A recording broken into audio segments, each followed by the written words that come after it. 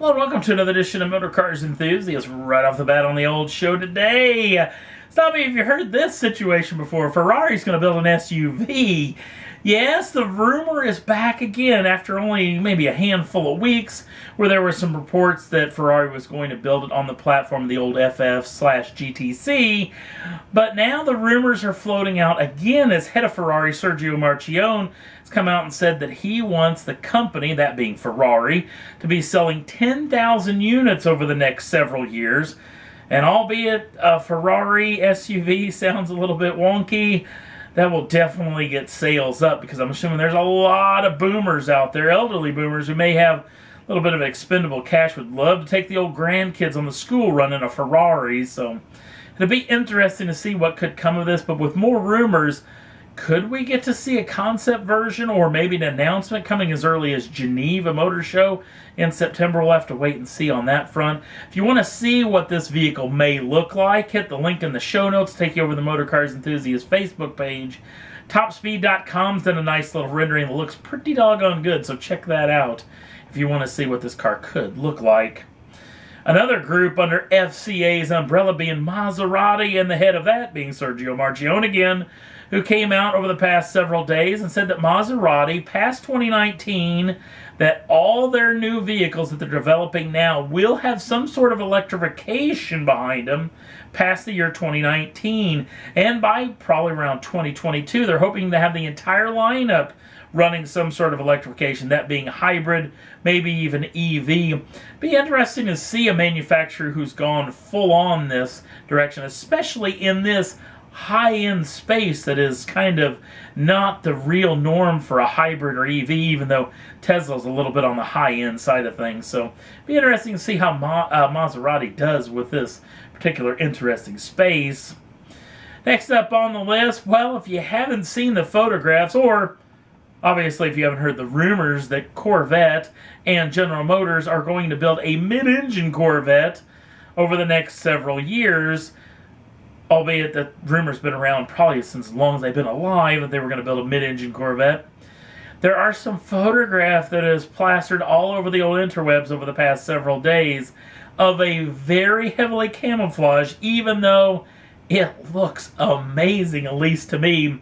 Again, when you're hunting over there to the Topspeed.com photograph, check around on, there's some other outlets that I've shared up on the Facebook page showing off some photographs of this thing. It looks pretty dang good, and it looks like it's for real, so we may get to see this thing, maybe a concept as early as the first show of the year in Detroit, Michigan in the first part of January, or may take a year or two before we actually get to see that. But I'm thinking maybe Detroit would be the place. Definitely Detroit's the place to show this car off, but it may be 2018 we get to see this car.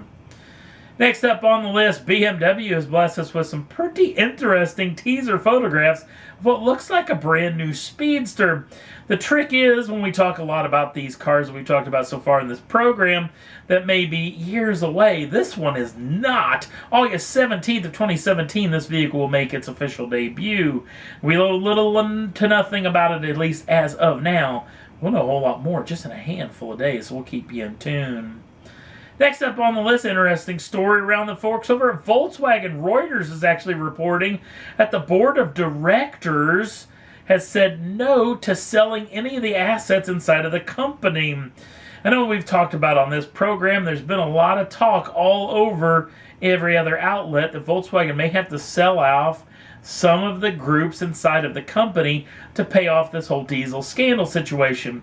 One of them that looked to be easily jettisoned was the folks over at Ducati, the Ducati motorcycle, Italian motorcycle manufacturer. And there's been a lot of talk that there's actually been people that have been interested in the company, very interested, and may be willing to buy it very soon. But the board of directors, and they do have to have the blessing of the board of directors to actually get this deal done to sell any of these companies. So if they're saying no now, they may say yes later, but it's interesting to say that they think they're going to go ahead along with this without having to sell anything.